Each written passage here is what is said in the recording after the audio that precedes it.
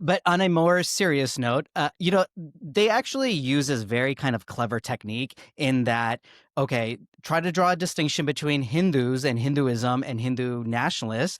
But then if you speak up for your identity, if you're proud of where you come from or your beliefs, if you say one word positively about India, Hindus, or Hinduism, if you want textbooks, hey, crazy idea to actually be accurate and talk about your traditions in the same way they talk about every other community's traditions, then you're a Hindu nationalist, right? So they do that. They create that narrative, and then everyone that actually says anything remotely touching on any positivity around Hindus or Hinduism's automatically a Hindu nationalist. So that leaves like nobody else, right? Unless you basically are constantly self-flagellating and saying that you're the worst people on earth, you're horrible, you deserve to, not exist, et cetera, et cetera. So basically they draw this false distinction, but then they basically criticize everything you say or do as being Hindu nationalism and a sign of Hindu nationalism. So you can't win, basically. We have no right to exist or breathe the air or be Hindus or anything like that. Sorry. Sorry for existing. Sorry for existing. I mean, I think that's all true. The other thing I find interesting in this, to why we're talking about this beyond just the topic, is that at first read, I admit, when I looked at this, I get my news, I get alerts on, we have software that does it and Google Alerts.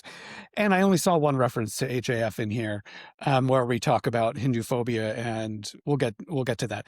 But the funny thing is that when I went through this again and I start clicking on the links, and 3/4 of them are references to us. This is, of course, because there was a defamation case, and Audrey will not actually mention us all these times, and she hides it behind links because it doesn't make it seem like she's obsessed with the Hindu American Foundation. And I'm convinced she wakes up in the middle of the night, screaming out She's Suhag's name. studying the Hindu American Foundation. Okay.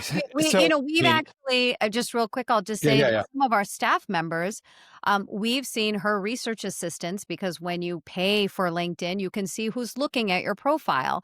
We've seen researchers at Rutgers, even her, looking at the parents of staff members. These are adults working for an institution, and you're looking up their parents. Like, what kind of researcher are you?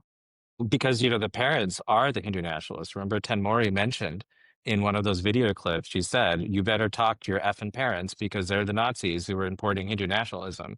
And so really, a lot of these people, if they really wanted to show that they're committed to dismantling Hindutva, Hindu supremacy, they should just turn in their parents to the FBI.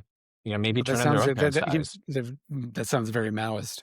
We're going to have struggle sessions pretty soon, huh? Yeah, I mean, this self-criticism is a very liberating experience. Everyone should go through it. You need to self-criticize when you get a lot of criticism from other people. So,